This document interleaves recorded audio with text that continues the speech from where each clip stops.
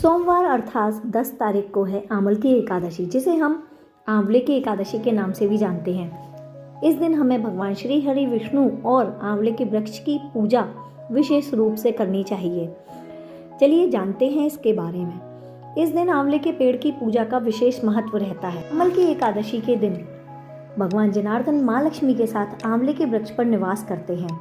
इस दिन हमें आंवले के वृक्ष की पूजा परिक्रमा करने से सभी पापों से भी मुक्ति प्राप्त होती है और मृत्यु के बाद वैकुंठ लोक की प्राप्ति भी होती है।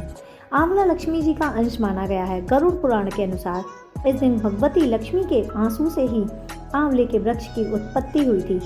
मान्यता है कि आंवले की एकादशी पर आंवले के वृक्ष की पूजा करने वाले व्यक्ति को सभी एकादशियों का फल प्राप्त हो जाता है, जिससे धन और समृद्धि में कभी कोई कमी नहीं आती है और व्यक्ति राजस्व सुख का अनुभव करता है।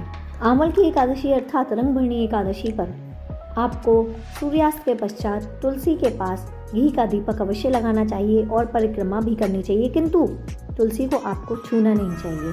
किसी मंदिर में यदि आंवले का पौधा लगा सकते हैं आप, तो ये सर्वोत्तम रहेगा। और आंवले की पूजा करने के पश्चात आपको देवी दुर्गा की पूजा भी इसी दिन करनी चाहिए। इस साल आंवल की एकादशी पर काफ़ी शुभ संयोग बन रहे हैं। रंगभरणी एकादशी के दिन श्री कृष्ण मंदिरों में अबीर, गुलाल और फूलों की होली भी खेली जाती है। भगवान विष्णु और आंवले की पूजा करने से हमें सांसारिक सुख और मोक्ष प्राप्त होता है।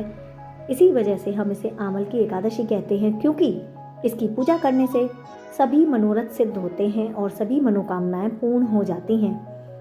व्रत के नियम यह हैं कि आपको सात्विक भोजन करना चाहिए, किसी से अपशब्द नहीं कहने चाहिए, किसी का दिल नहीं दुखाना चाहिए और जो भी व्यक्ति भगवान विष्णु के समक्ष संतान प्राप्ति की कामना करके व्रत का संकल्प लेते हैं तो उनकी इच्छा अवश्य ही पूरी होती है। एकादशी पर केला, केसर या हल्दी का दान करना सर्वोत्तम माना जाता है।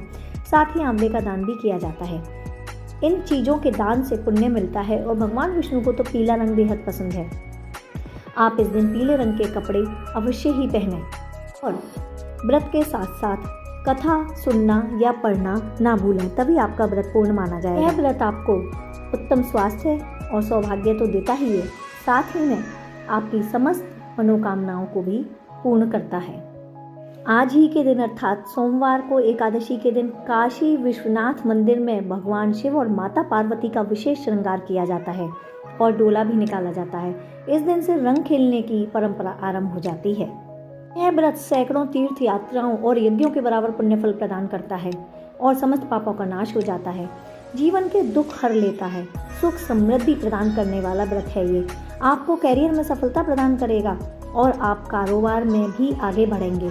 सुख समृद्धि भी आने वाली है। सकारात्मक जीवन में आपके बदलाव आएंगे। पौराणिक मान्यताओं के अनुसार आपको बता दें कि भगवान शिव माता पार्वती जी से विवाह के पश्चात पहली बार काशी आए थे और रंगभरणी एकादशी पर भक्त शिव जी पर रंग, अबीर, गुलाल उड़ाकर खुशी मनाते हैं।